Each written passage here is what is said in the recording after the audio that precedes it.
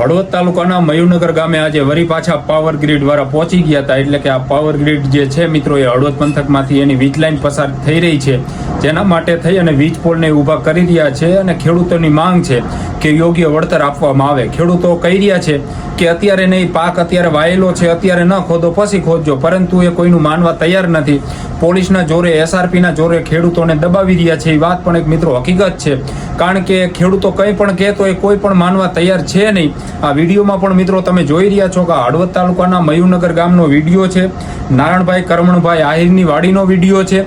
એ નારણભાઈએ તેની વાડીમાં જીરુનો પાક વાવેલો છે અને જીરુના પાક વાયો છે, અત્યારે હવે તૈયાર થવાની અણીએ છે.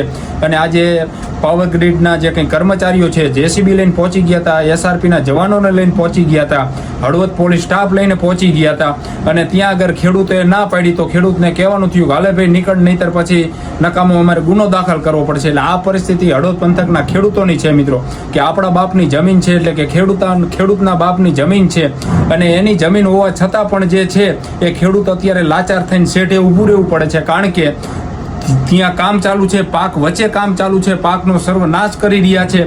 અને ત્યાં આગળ જો જઈને ના પાડે, જો જઈને વિરોધ કરે, જો જઈને કામ અટકાવે મિત્રો, તો ખેડૂતોને ત્યાંથી ઉપાડી લેવામાં આવે છે અને કહેવામાં આવે છે કે હવે હદ થઈ છે, નહીતર અમે ગુનો દાખલ કરશું. એટલે આ બધી ધમકીઓ છે મિત્રો, એ હળવદ પંથકના ખેડૂતોને આપવામાં આવે છે. ખેડૂતો કહી રહ્યા છે કે યોગ્ય વળતર આપો, કામની અમને કોઈ વાંધો નથી, કારણ કે અમારા ખેતરમાં એક ટાવર ઊભો થાય, 2 ટાવર ઊભા થાય કે 3 થાય તો જમીનનો જે ભાવ છે એ ભાવ ઘટી જવાનો છે.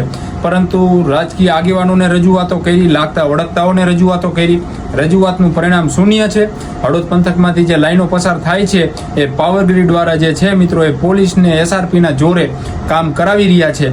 આ પરિસ્થિતિ એટલા માટે છે મિત્રો, કારણ કે ખેડૂતોની એકતા છે નહીં. જેના ખેતરમાં આવે એ ખેડૂતોને નિહાકા નાખવાના, એ ખેડૂતોને જીવ બારવાનો થઈ શકતું કંઈ છે નહીં.